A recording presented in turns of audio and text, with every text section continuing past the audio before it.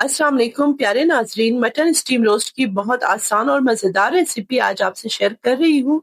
इसको बनाना बहुत ही इजी है और ये इतने मज़े के जूसी बनते हैं कि खाने में बहुत ही मज़ा आएगा आपको। तो इसको लाजमी ट्राई करें।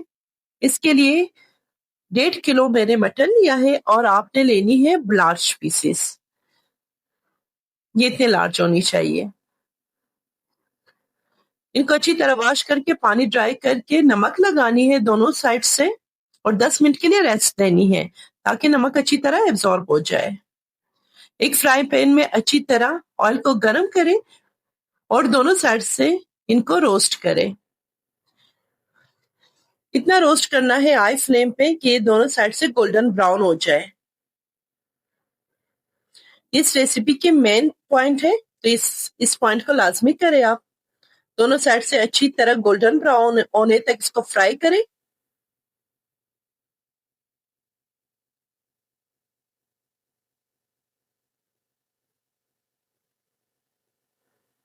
ये अच्छी तरह गोल्डन ब्राउन हो गए हैं, अब इसको निकाल लें।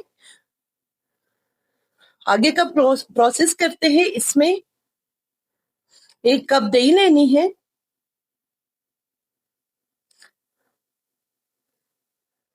दही को अच्छी तरह फेंट ली। 1 खाने का चम्मच भर के क्रश धनिया, इससे बहुत अच्छा फ्लेवर बन जाता है। जीरा, 3 खाने का चम्मच लेमन, गरम मसाला, ब्लैक पेपर 1 टीस्पून, धनिया पाउडर, चाट मसाला 1 खाने का चम्मच भर के, चिली फ्लेक्स ये भी 1 खाने का चम्मच। अच्छी तरह मिक्स करें इसको। और जो रोस्ट किए हुए थे मटन, उन पीसेस पे अच्छी तरह इसको लगा के एब्जॉर्ब करनी है। अच्छी तरह एब्जॉर्ब करें। इसकी मैरिनेशन रेडी हो जाएगी। ये देखिए अच्छी तरह ये हो गए हैं मैरिनेट। अब प्रेशर कुकर में 2 गिलास पानी अच्छी तरह गर्म करें, बॉयल करें। उसमें कोई भी स्टैंड रख लें। लार्ज साइज का एक फॉयल पेपर ले लीजिए।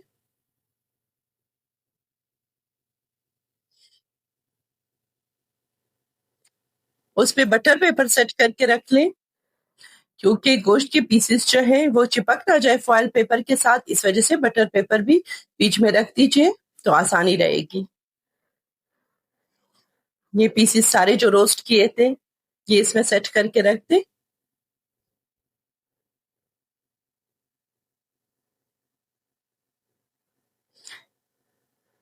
कुछ ग्रीन मिर्चें भी इसमें ऐड कर लें, इससे भी अच्छा फ्लेवर आएगा।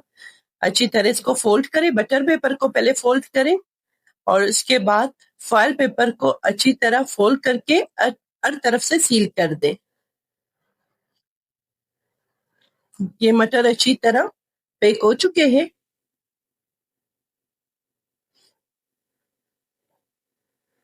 प्रेशर कुकर लगा दीजिए। 10 मिनट तक हाई फ्लेम पे इसको कुक करनी है। 10 मिनट के बाद 1 घंटे तक लो फ्लेम पे। ये घंटे के बाद बिल्कुल रेडी हो जाता है। अच्छी तरह सॉफ्ट हो जाते हैं मटन। चेक करें और एहतियात से फॉयल पेपर को ओपन करनी है ताकि स्टीम से आग जल ना जाए।